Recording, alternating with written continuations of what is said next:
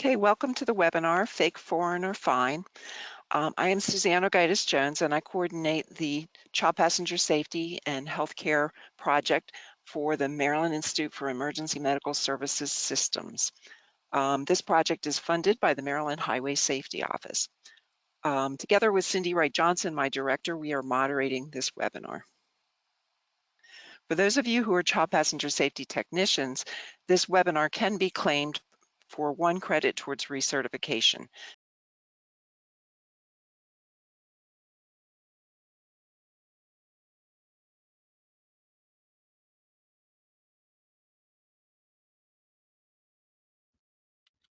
Suzanne, we're back to your slide.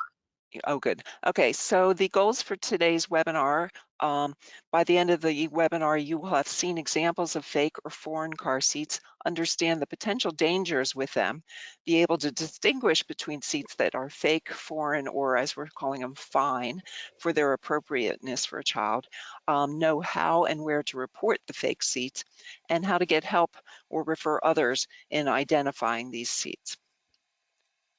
So I want to start briefly with someone who has lived and breathed this in a hospital environment. So she's going to say a few things about what they encountered at the University of Maryland Medical Center. So this is Karen Hardingham, who is a registered nurse there and a longtime child passenger safety technician, and she also coordinates Safe Kids Baltimore. Karen? Good morning, everyone. Suzanne, if you can switch it to the other picture. I guess it was about a little over 5 years ago that we started to see parents bringing in a car seat that didn't meet the safety standards for the United States, wasn't approved for use in the United States. And at that point, they were mostly car seats that only had a 3-point harness, no belt path for attaching the infant car seat to the vehicle. And the sophistication of these seats that are not approved for use in the United States has progressed pretty fast mostly over the past year. What you're seeing on the screen are pictures of what we refer to as the Duna lookalike. Which Alisa will talk about in just a minute. So, yep. So okay. Hang in there, everybody. Okay, so it's on there that it's showing you different parts of the labels that are on there, but they are not the standard labels we see on car seats approved for use in the United States, nor does it say that it meets the Federal Motor Vehicle Safety Standards 213 for car seats here. Karen, did these come in through the newborn nursery or the NICU or ED or PEDS? Where were you seeing these?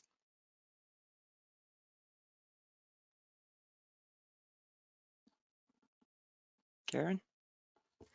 Karen, you're on mute. How did I get on? Okay. Was I You're on back, mute the no whole? worries. Okay. No, you weren't muted the whole time. Just wondering which departments kind of identified these. Right, the mother baby unit most frequently, and the NICU.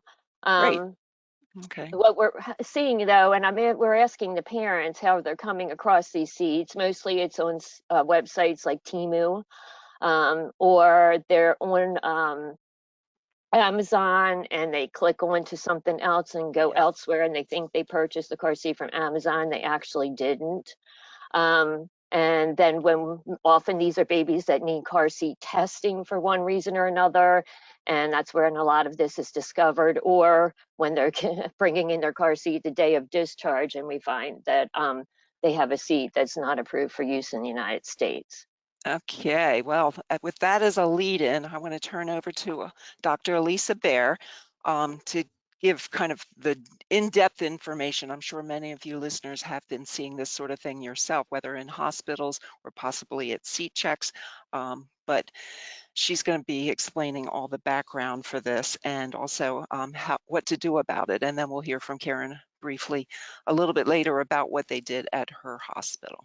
So Cindy, if you can switch it over to Dr. Baer.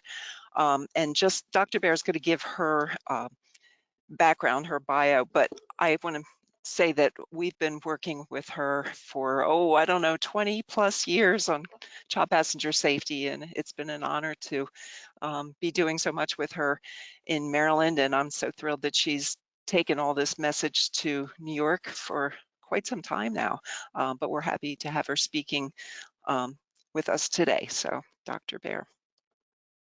It's a pleasure to be with all of you. Thanks for taking time this morning.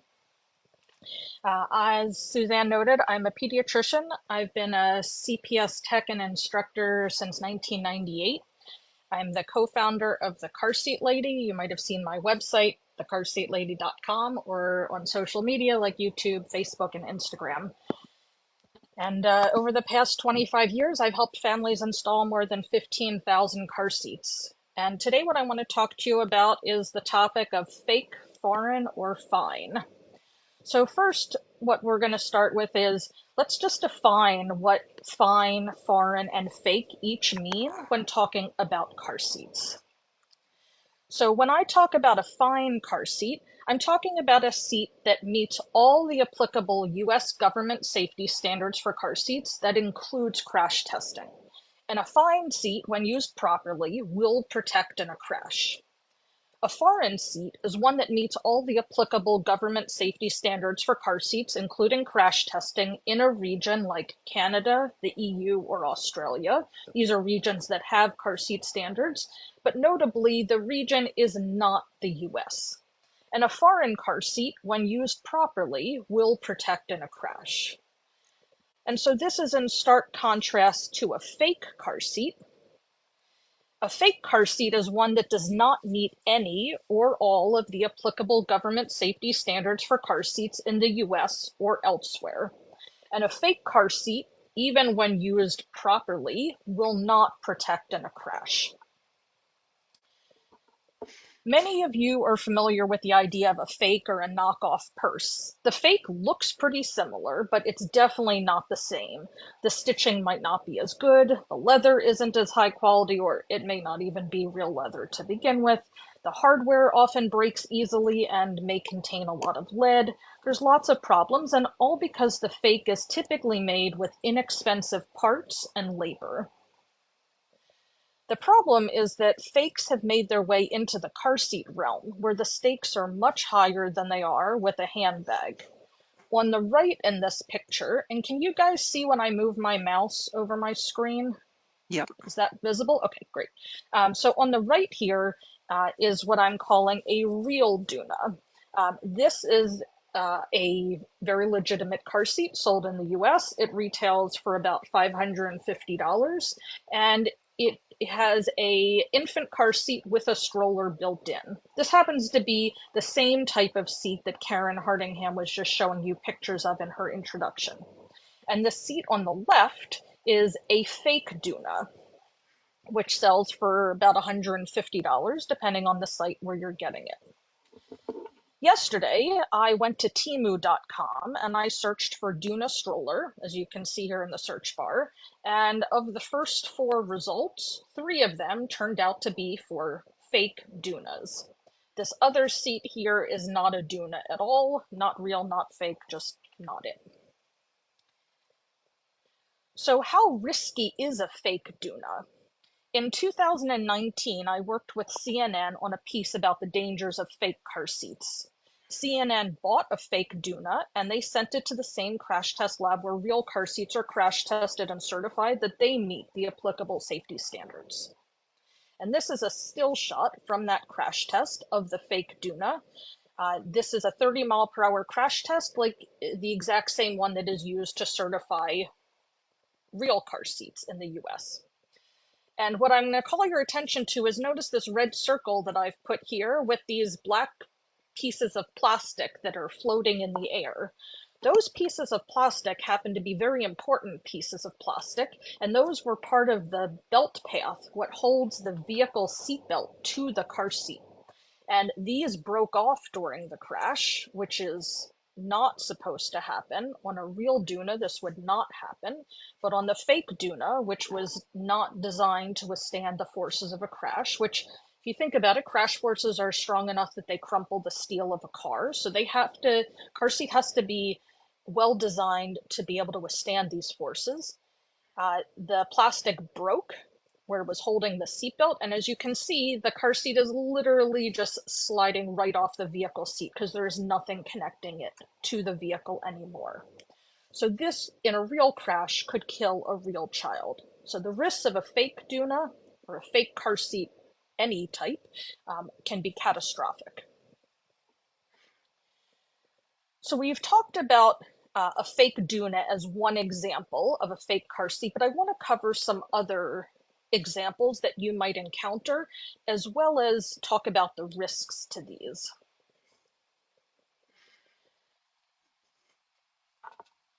So these are what I'm going to call a fabric and strap contraption. I really don't like using the word car seat with them, in that that connotes that they are in some ways going to be a car seat, which they are not.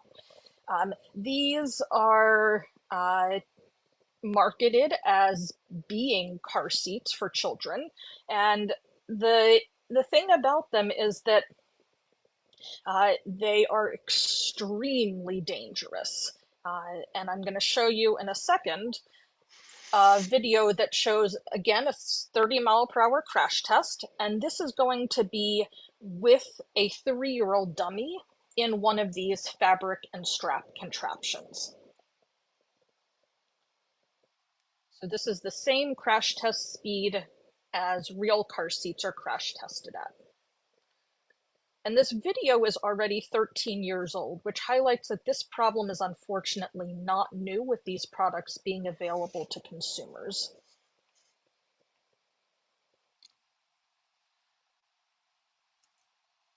So what you can see, sorry, my internet, I guess, is being temperamental, but you can see the fabric strap contraption, if YouTube cooperates, just breaks and sends the dummy flying. This would be catastrophic to a real child in a real crash.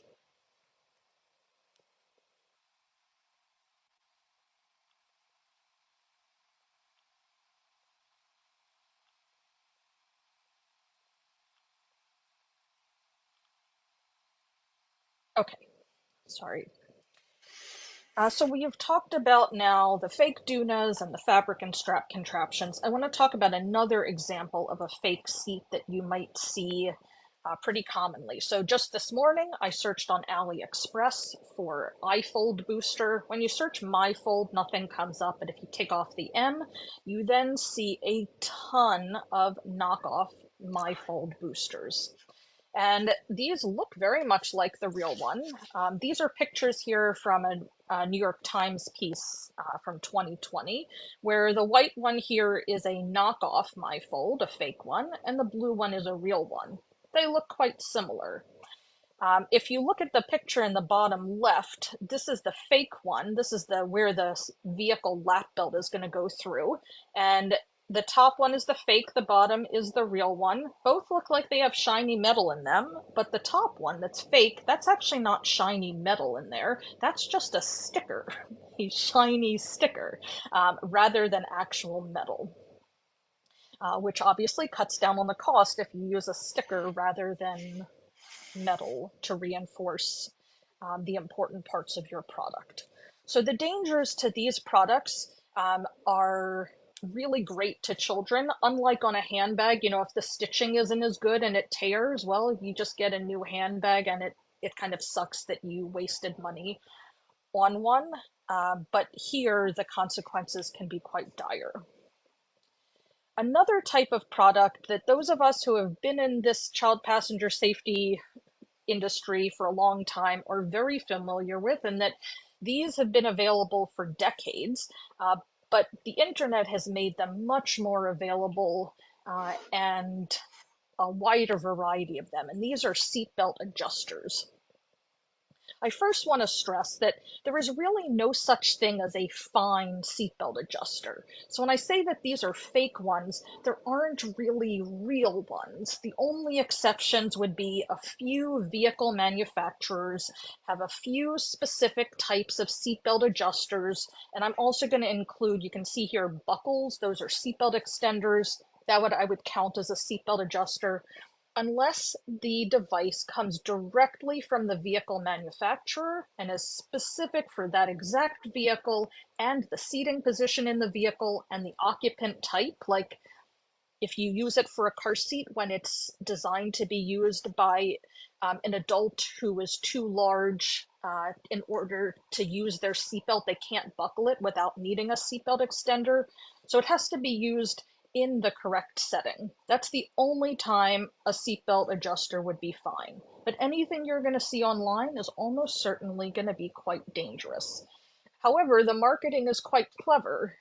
These here, the majority of them are being marketed towards pregnant people, and the danger in that is that they're diverting the lap belt, which is supposed to be on your lap so that the crash forces are applied to your hip bones.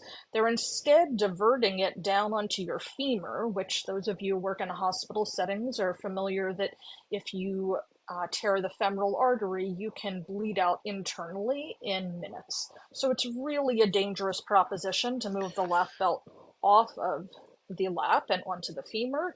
And also you've now put a large hunk of plastic or metal between the adult's legs, right in front of their genitals, which you can imagine would not be ideal to have in a crash. So all this to say, these are not safe to use, and those of you who are encountering pregnant patients might want to discuss the fact that they might be seeing these and the fact that they should not be using them, but rather just using their seatbelt correctly. Lap belt on the lap, shoulder belt between the breasts, and resting on the collarbone between the neck and the shoulder. And I'll follow up this talk with some links to my website with some pages that reference topics that we're covering, and one of them that I have is for pregnant people to talk about how to wear your seatbelt correctly.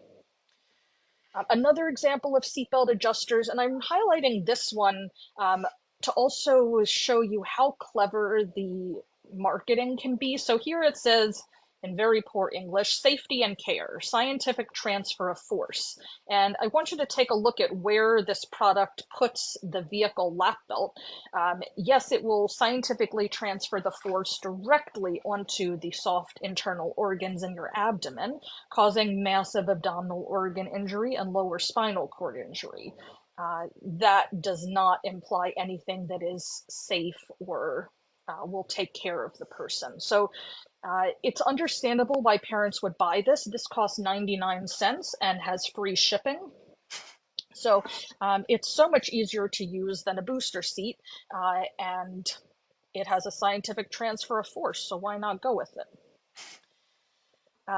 The other type of seat that I want to talk about, and I've separated it from these, is the infant car seat plus stroller combo. Not the Duna, which has the stroller built into it, but these are going to look like the traditional travel systems.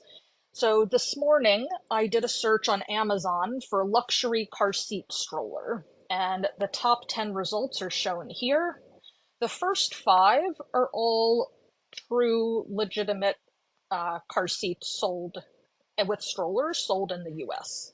However, when we get to the results 6, 7, 8, and 10, those, however, are not US car seats. They may be foreign car seats, they may be fake car seats. I cannot tell from the information provided in the listings. So if I can't tell, it's going to be hard for a parent to be able to tell. And result number 9 is a real Duna, just to highlight that. One other thing I want to highlight here is the price point. Notice that these are selling for around $300. These same car seat stroller combinations, literally the exact same one, you can use a Google image search to find the exact same ones on AliExpress and Temu, are selling for about $150, $200 less on those sites. So the way they're selling on Amazon is they're selling through a third party, which we're going to talk about a little bit later on, in that the third party, which is something that Amazon and eBay and Walmart.com all offer. A third party is kind of an intermediary between the company who makes the product and the end consumer.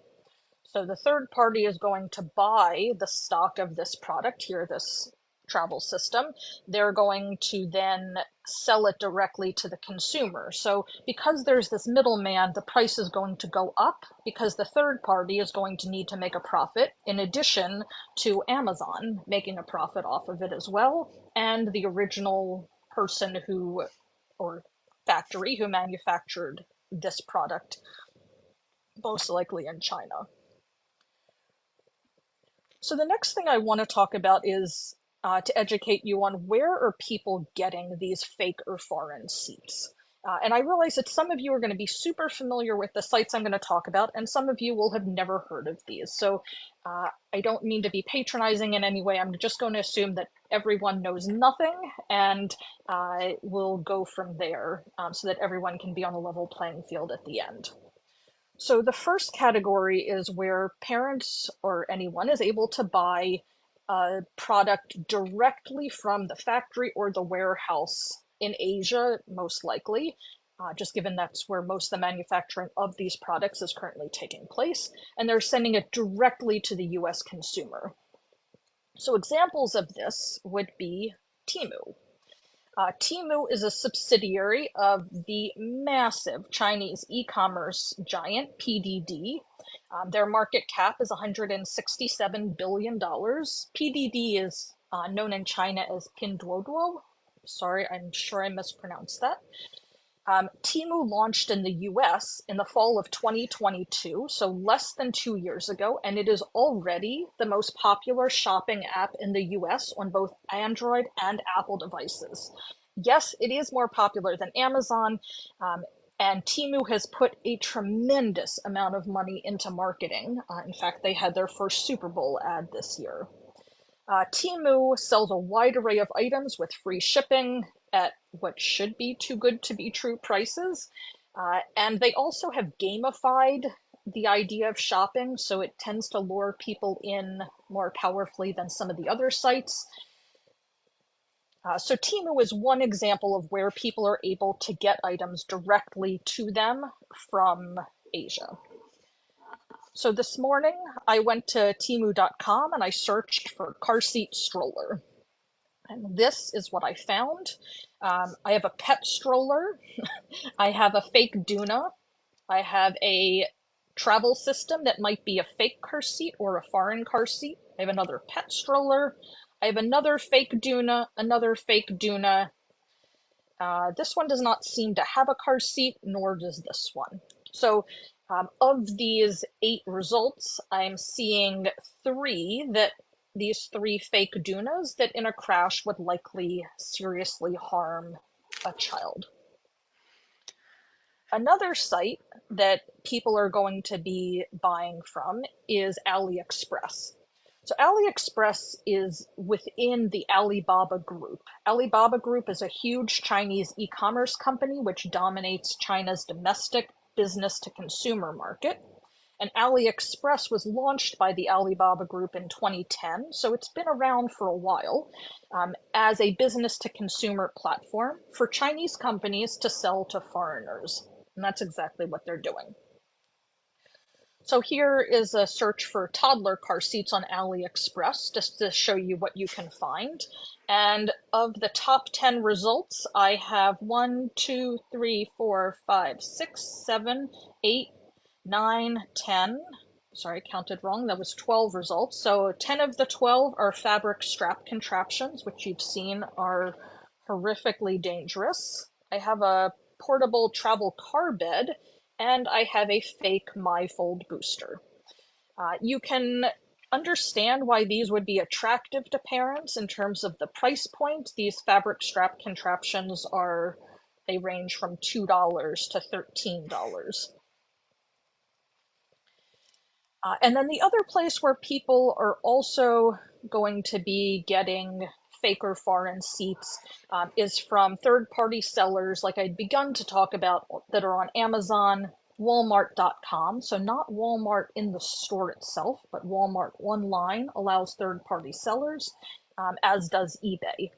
So I want to explain this interesting loophole in the US trade regulations that has allowed the proliferation specifically of Temu and AliExpress type of shipping where the item comes directly from China to the consumer. It doesn't go to a warehouse in the US first, it just goes directly to the consumer. And so the issue with that is if you import a large shipment of items from outside of the US to, let's say, your store or warehouse in the US, Customs and Border Control is very likely to do some sort of checking that what you're bringing into the US is legal to bring into the US. However, if you ship just 1 or 2 car seats directly to a parent in the US that's from a factory or a warehouse in China, US Customs and Border Control does not typically check, and that's one way that these fake car seats have gotten in. It's also how, like, those of you who have bought clothes on Shein, for example, another massive Chinese company that's a direct China to US consumer shipment. You don't pay sales tax on that because it's coming directly to you without a warehouse in the US as an intermediary. Another way sorry, we were already just talking about these, the third-party sellers. And I think the one thing I do want to add with the third-party sellers is that they might be just buying in bulk, 20, 50, however many they want of these either fake car seats or the foreign car seat stroller combinations, whatever it is, and then reselling them. Again, that's why you might see it at a higher price on these third-party sites like Amazon and Walmart than you will see if the consumer buys them directly, the same item, from Temu or AliExpress. Just to give, this example I presented to you earlier, so just to remind you, this was Amazon and showing that you can get these travel systems that are either fake or foreign. Again, I'm not sure. These show up in the first results on Amazon, and this was done just this morning. The other place that a parent could find a fake or foreign seat are marketplaces where parents sell used baby gear, like Facebook Marketplace or eBay. There's lots of others. I know I just listed a few. And these are typically a parent who bought, let's say, a fake Duna. They used it for their kid. They're done with it. They want to sell it and have more space in their house for other things. And so they're now reselling it. So here's an example that I found in my neighborhood of a fake Duna being sold on Facebook Marketplace for $150. So it's not just the new market where they're being sold. It's now also made its way into the resale market. And this is an ad for a fake Duna on eBay. This one is being sold as new. But the reason I highlighted this one here is I want you to pay attention to how crafty and false the marketing is. So if you look here, it says that it is CPSC tested and trusted. And then in the text, in the description, it says CPSC approved. The CPSC is the Consumer Product Safety Commission. It's a U.S. Organization, which we're going to get to at the end of the talk, which is responsible for trying to maintain consumer safety so that the products that you buy do what they say they're going to do and do not cause harm. Like when you plug your toaster oven in, it doesn't give you an electric shock, for example, or the car seat that you buy actually performs as it says it's going to in a crash. So this fake Duna is most definitely not trusted, tested, or approved by the CPSC. But again, you can see how a parent might be easily fooled by this, and especially with the price being lower than the real Duna. The real Duna is about $5.50. This one is coming through a third-party seller, which reflects the fact that it's much more expensive than some of the fake Dunas, which were in the low 100s. This one is closer to 300, but it's still much cheaper. And in this listing, it also said that this item, I'm going to read it in the exact language because we'll talk about this issue in a bit. The item meeting federal safety standards issued by the CPSC in 2011, child car safety seats meeting federal motor vehicle safety standard, FMVSS number 213. So the English is grammatically quite poor. But it does include some key phrases. Those of you that are CPS techs will notice that FMVSS 213, that's the Federal Motor Vehicle Safety Standard that controls the guidelines required in order to sell a car seat in the US. So it covers what crash tests you must perform in accordance to, the labeling on your seat, the flammability requirements, all of that is covered in 213. So this ad is putting all this in, even though it's completely false. I want to briefly talk about who might be buying a fake car seat, because I think it's important to put this in a cultural context, because this does not exist in a vacuum. So it's most obvious it's someone who is more price sensitive would be attracted to an item that costs less than the average price of a similar product that might be more legitimate in the US. But I also want to call attention to the fact that social media has played a huge part in this in a couple of ways. The first thing is anyone who has been on TikTok, Instagram, or Facebook and follows any influencer, I'm sure that you have come across the idea of dupes or duplicates. And this is a whole culture where influencers will typically do a post about the best Sephora dupes, or the best Lululemon dupes, or the best Love Every Toys dupes. And all of these, they're trying to find things that look similar to the real expensive products, like the real makeup, the real Lululemon leggings, etc., but cost a lot less. And they're typically going to websites like Shein for clothes, or Temu, or Amazon, especially with the third-party sellers on Amazon, in order to find these items that cost a lot less. And so because this whole culture exists of dupes being something that has very much been destigmatized, and that I'm not saying whether that's bad or good, but the fact that it has allowed more people to feel comfortable with getting a dupe. And the more you feel comfortable about getting a dupe, the more likely you might be to get it in a category that you wouldn't have thought you might otherwise. So you might start with a dupe of your leggings, and a few dupes later, you're now thinking about getting a dupe of a car seat. Whereas before you had bought the fake leggings, you might have thought, I would never be someone to consider buying a fake car seat. Also, just by buying the fake leggings, you were often putting yourself on one of these sites like Amazon, Shein, Temu, where you can see other fake products. And so you're more exposed. You might not have even known that there was such thing as a fake car seat or a fake Duna available. And so now that you are, it's more tempting to want to buy it. You also see a lot of advertising on social media. This ad here on the right of the screen, this I took as a screenshot the other day for my own Facebook feed. Temu was advertising to me. I did not have the Temu app on my phone. I think they wanted me to. And they're showing me a fake Duna. That was the ad that they were showing to me. So it's quite curious that they would show me that, but that is what they were trying to have me buy.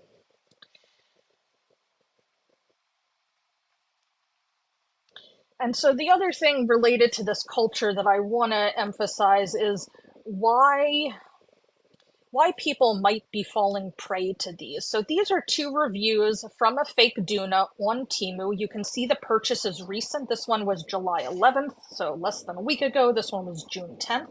This first person says, "Forget the Duna. This was for sure a great purchase. It survived my trip to Mexico and it still looks good." And then this other person says, "I'm so in love. I've been wanting one of these for my babies for the last 5 years. Whoever you are, thank you for dropping the price so we could afford it." And this last one really, it pains me, and I'm sure it pains many of you, because this mom probably did not know that this was not a real car seat that would protect her child. Here she is, she's like, "This is amazing, you dropped the price, finally. I couldn't afford $550 for this, and I've been wanting it, and now I can have it because you lowered the price." But she doesn't realize the risks that come with the price being lowered. So what I'm going to conclude my talk with is a discussion of if you are suspicious or maybe not suspicious, but just want to play a game of is this fine, foreign, or fake? How can you try to suss out whether a seat is in one of these categories? So we're going to go on a little treasure hunt of sorts and see if we can find all of the items in this list. So the first one is a child restraint registration card. Yes, that is the exact wording that the federal government requires in the US for this card to be called. It's a postcard. You'll typically find it attached to the car seat near the harness straps. It will include the model and the date of manufacture, and usually, but not always, the manufacturer's name and address. These are two other registration cards. I just want to highlight one important thing, which is that if you take a look at this one on the right for the Nuna Rava, it says made in China. Just because a seat is made in China does not mean that it is foreign or fake. In fact, most of the real car seats, the fine car seats that meet all the applicable US safety standards are in fact, like many things in the world today, made in China. So I just want you to I want you to understand that made in China by itself does not mean bad or good. It is simply neutral. It is just stating a fact. That's where it's made. And then this Kiko was made in Italy. That does not mean that it's a foreign seat either. It could be a foreign seat, but it's not here. This is a very valid US seat.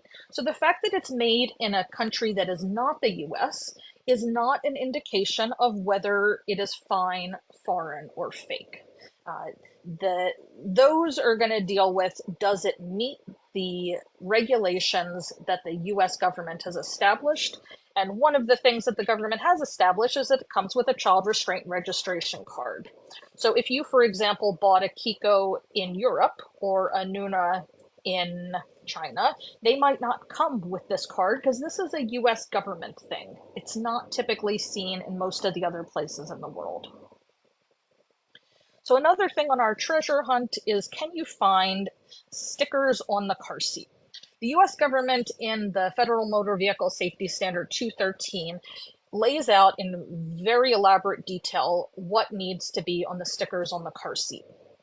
And one of them is that in red print, it must be in red, it has to say this restraint is certified for use in motor vehicles. If it's also allowed on a plane, then it will say and aircraft. If you see this sticker, that's great. Obviously, I realize that someone who's making a fake car seat could also make a fake sticker and put that on there. Luckily, we have not seen much of that yet. And I say yet because that could definitely change about fake stickers appearing on the actual product. But for right now, we have not really seen that. So this is one thing in our treasure hunt. If we find that, we're feeling more reassured that this is a fine car seat. And then the other thing the government requires in the US is a model number and a date of manufacture. If the parent has used this seat before and maybe washed it because their previous child puked all the time, perhaps it rubbed off or came off. So there are reasons why it might not be on there. But if it's not, you need to be very suspicious that this could be a problem. If it is there, it's very reassuring. Also, it means that you can look up the seat's information to find out more about it now that I know the name of it and the date of manufacture. And I know the manufacturer's contact information as well. The next thing, sorry, the slides aren't advancing, is can you find an instruction manual in English?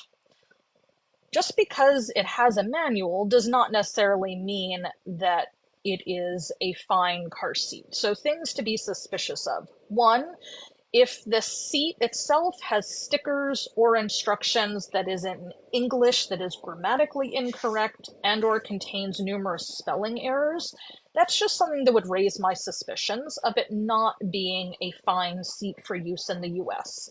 Could a fine seat for the US have lots of spelling errors and grammatical errors? It could, but I've done this for 25 years and they just don't. So it's something to raise a red flag if you see that on a seat that a parent has brought to you. And the next thing is a chest clip. And I want to stress a couple of things about this because the chest clip is probably the most misunderstood part of the car seat. The first thing to know is that a chest clip, which for those of you who are not familiar with it, it is simply a usually plastic clip that is connected to the harness straps and is positioned at the child's armpit level. So that is what is shown here. Chest clips are not required on US seats. I know that's going to shock many of you, but they are not required. 213 does not say anything about needing to have a chest clip. However, all US car seats have a chest clip. So the other thing to know with this is that the US and Canada are the only countries that regularly use chest clips. Europe had never allowed chest clips for a long time, but a rule change a few years ago now allows them. You're starting to see them on some of their seats, but it's still not very common. So here's the thing about if you find a seat that does not have a chest clip and you're in the US, that seat is almost certainly a foreign or a fake seat. Now, the really important thing, and that's why I started this, is that the absence of the chest clip is not going to differentiate between a foreign and a fake seat. And here's an example. So this picture is from when I worked with CNN. This is the real Duna on the right. It's a real Duna for the US, and you can see the chest clip here. This is the fake Duna that they bought, and this one, as you can see, has no chest clip. Now, this is also a real Duna, but this Duna, the one with the tan sunshade on the right, this is a real Duna for the European market. And as I was mentioning, Europe and most other places besides the US and Canada typically do not use chest clips, and this European one does not have a chest clip. This real Duna will keep a child very safe when used properly in a crash. This fake Duna will not keep a child safe in a crash, and using it properly is a misnomer because you can't really, it's just a defective product. It's going to break in a crash. So the important thing to take away from this is that the presence or absence of a chest clip is not a marker of whether the seat is real but foreign, as shown on the right, or fake and really dangerous, as shown on the left. If a seat has a chest clip, it's a good indication that it's a US seat. But if it doesn't, you cannot tell simply from that statement whether it's foreign or fake. And the last thing on our treasure hunt is to look for the manufacturer's website with a quick Google search. So if you have a seat that you are really unsure whether it's foreign or fake, this can pretty easily distinguish in that the fake seats, if you try to Google them, number one, you often cannot even find a manufacturer's name anywhere on the product, not on the stickers on the seat, not on the paperwork that comes with it. But also on the foreign seats, you will typically find a manufacturer's information because that seat is a legitimate seat just in a different region of the world. And they have their own standards in those places about what the seat has to have on it. So while its certification sticker might look different and say different things, and it might not say in red print like ours do that it's certified for use in a motor vehicle, it will have stickers that some governmental agency deemed to be necessary. So you typically will find the manufacturer's information because most places in the world do require that on products. And so by Googling it, you can then pretty quickly see, is this a seat that is a foreign seat that is legitimate in a different country? Or is this one that I still think is fake? And the reason this is important is for those of you working in the hospital, when you have a patient that's about to go home, the difference between a fake seat and a foreign seat could mean the difference between the child surviving a crash versus not. Obviously, we want every baby to leave in a seat that's fine, meaning that it's safe and approved for use in the US. But those of you working in a hospital, I'm sure have encountered situations where you're in a less than ideal situation, the parent is going to leave within the next hour. This is the seat that they have. And your decision tree, if you're able to decide that this is truly a foreign seat that does meet, let's say, European regulations versus a fake seat that meets no regulations, you might feel more comfortable sending a parent home with a child in a foreign seat and do everything you can to avoid them ever leaving with the fake seat. So again, we always want the child to leave in a seat that is fine. The real world sometimes does not present us with the opportunities for that to happen. And so in the goal of trying to help the child leave as safe as possible, sometimes that might mean trying to decide if the seat is foreign or fake in order to guide you as to what to do. Also, for those of you working in a hospital and dealing with this, you want to make sure to document the discussions you had with the family regarding the seat and what risks and benefits you discussed with them about using the seat that they came with, as well as risks and benefits of other options that you posed to them.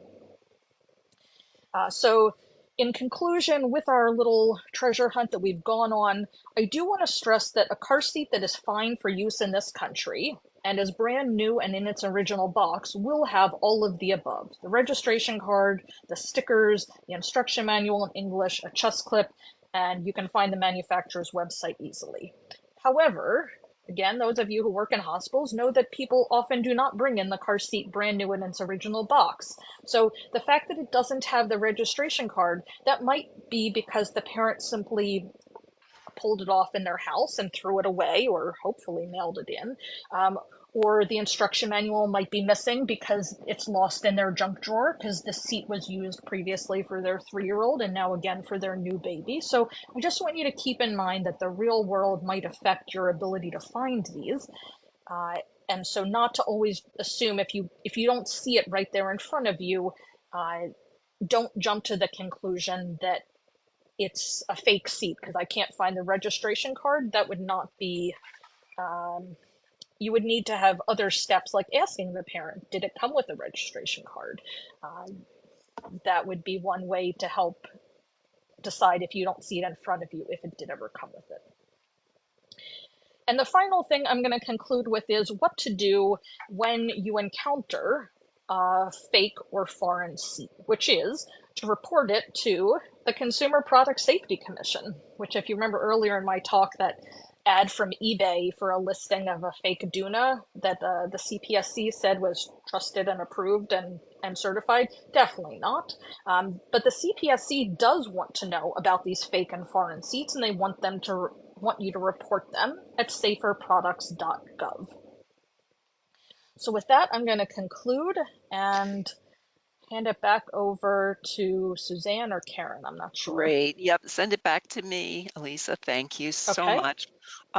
Karen, can you say just a couple sentences about how your hospital has handled these seats that have not been fine, and if that's going to be the way forward, but just a couple sentences because we want to get on to Maryland Kids and Safety Seats as well. Okay. So as I said, our volume has increased significantly. It's almost like at least one a week on the mother baby unit right now. And we had devised or started a low cost car seat program here because a significant part of our population previous to all this could not afford a car seat or came in with a car seat that was majorly expired, missing parts and things like that. So when we have families now, I say we've had less than 5 that are approved for use in other countries, and the majority of the ones that were fake ones we're finding. We talk to the parents about why this is an unsafe seat and show them a safe seat that we have from our program so they can see the differences. And then if the family is able to go purchase a safe seat, then that's how it's handled. A lot of times we're down to the wire on the moment of discharge sometimes, and they can't do that, or they can't afford to because they just spent $200, unfortunately, on this system. So then they are getting one from our program, and often they can't pay the $40 fee. Sometimes social worker cover it. Sometimes we just eat the eat the fee. But what we're seeing though is an increase in volume, like I said. So we're going to have to be revisiting this to see um, what better way or how we're going to have to address this or obtain some potential funding for it. But it's sad because our families are looking to do right by their babies and can't afford the $500 stroller system, and a lot of them travel and share rides, so this is like a good thing, and they think they're doing something great for their baby a lot of the times, and unfortunately they just got taken for several $100s for something that's not safe. Yes, it is really awful that this is happening. I want to switch gears here and move on to hear a few words from Claire Meyer, speaking for Maryland Kids and Safety Seats, which is the Maryland state lead agency on car seats, and they operate out of the Maryland Department of Health, also with a grant from the Maryland Highway Safety Office. Claire, can you say a few things about what your program can do to help folks? Sure, thank you. And I want to thank Alisa and Karen and you, Suzanne, for bringing this very important topic to the forefront because it's out there. I have been traveling and see people next to bus stops with the fake Duna, and in that case, there's no seatbelt on the bus, so I guess it's mostly used as a stroller. But my takeaway is always for all of us finding these is use your spidey senses because usually that's something doesn't look right. And we did develop this car seat red flag one-page flyer several years ago. We are hoping to revise that using state templates of using the branding colors for the Department of Health. So we'll get that to all the people who have registered. But in terms of the information, I think a lot of the seats that people may be seeing are like the ones on the left as well, which comes as a travel system. It has like a bassinet and some other things.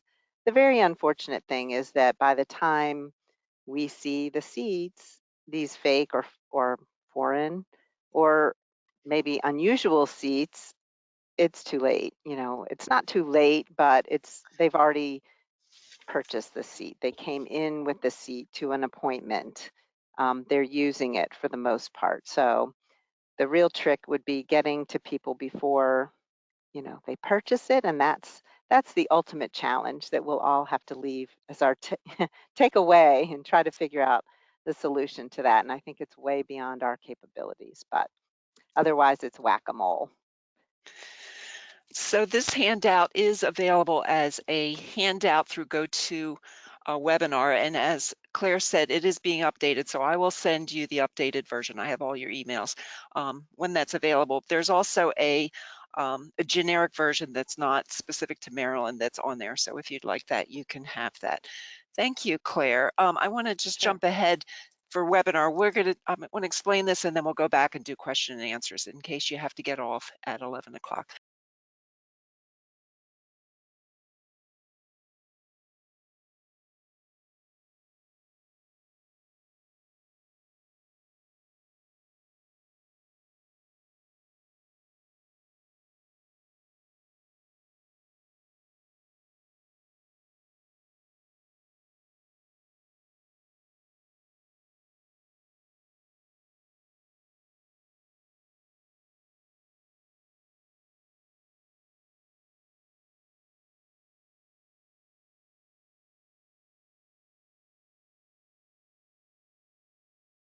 Send that to you. So let me go back and let's do some question and answer. I know we've had a couple coming in, and I want to address one while Cindy gets the other ones in line. Somebody asked about using the term fake versus non-compliant, and this is definitely something that is a tricky thing. I'll be completely honest and say that fake worked really well with the alliteration for titling this. It may not be ideal in some contexts. However, non-compliant, as we've been told as technicians, that's pretty fancy words. That is anything but low literacy. So I'm not sure that's the best way to talk to families about these seats as either. It all requires a lot more explanation than a one-word or two-word term. So I hope that's helpful. Well, can Cindy, I add to that please. also, Suzanne? And I'm sure, any of the other panelists can jump in. And there is a difference between fake and non-compliant. Fake means it doesn't comply with any of the standards out there, foreign or United States, whereas non-compliant means it does meet the standards somewhere, but not in the US. Right. So it's a seat that is usable in another place. It's usable here. It would probably still be protective, but it's not legal to use because it doesn't meet, hasn't been tested and certified to meet the US standard. Right. Thank you, Claire. Sure. Other questions, Cindy? Yes, there are two I want to highlight, a number of which I have been administrative, and I will ask, and I've already answered. One is, if the chest clips aren't required, why do all of the US seats have them? It would seem that a company would want to spend less by including fewer parts. And I want to turn this back to one of the child passenger safety instructors, and we have 3 on the call. Please. What I heard was Alisa say that were not required until recently in Europe. So the question So is, they're not currently required in Europe. The issue is that in Europe, they were not allowed up until recently. So in Europe, they required a one push release for the child from the car seat. So a chest clip always enters a second step to release the child from the car seat, so it was not allowed. But with the eye size regulations, which is R129, that was introduced to phase in, but when the phase-in that applied to harnessed restraints came in a few years ago, chest clips were then allowed on that, and you are starting to see some chest clips. So the question of why do the US seats have it and other places don't, some of it has to do with differences in the regulations. And when I talk to US manufacturers, I actually often discuss with them removing it on infant seats, in that one thing that we do see are strangulations to infants in infant car seats when they're used typically not in the car, but the child is removed from the car, still asleep in the seat. An adult feels bad about leaving the child buckled, so they unbuckle the crotch buckle, leaving the chest clip buckled. The child wiggles in their sleep and they end up strangling on the chest clip. So the chest clip has actually been the source of deaths to babies outside of its use as a car seat. And the reason most US manufacturers don't want to go there in terms of removing it is that because every seat has it, a lot of them are very afraid of their seat being perceived as dangerous without it. The chest clip can help in some circumstances, especially with wiggly kids, with keeping the shoulder straps in the proper position. So the chest clip is a positioning device. It's designed to help keep the shoulder straps, that they start and stay on the shoulders. And what we've seen from other countries is that car seats can also work very effectively, especially with children who do not squirm as much, without a chest clip. So I don't think we're going to see much change in the US market anytime soon, just from what I've heard from manufacturers, but we could. Again, they are not required. So this definitely goes back to the importance of education, talking to caregivers about how to use their car seats properly, not just in the car, but also if they're using their infant seat, carrying it around, that they have to have babies properly harnessed anytime they're in that car seat. Okay, other messages, Cindy? Other questions, I mean? there was an inquiry of interest. Are the fake car seats also marketed to Chinese consumers by the Chinese manufacturers, or just US consumers? Yes, they are definitely marketed to Chinese consumers, as well as consumers in other countries besides China and the US.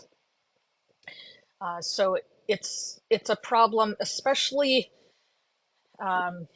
It's a problem in particular in places where that government of that region or country does not have regulations about car seats, which just having the regulations, as we've seen from the US, we have good regulations. It still doesn't prevent these products from coming in.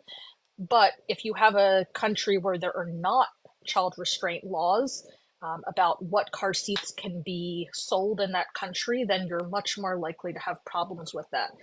Also, with a lot of the world rapidly motorizing and not being able to afford a lot of high-priced car seats, it sets them up for being more likely to be marketed to or having their consumers being exposed to seats that are low cost and unfortunately often fake with that low cost. Okay, other questions?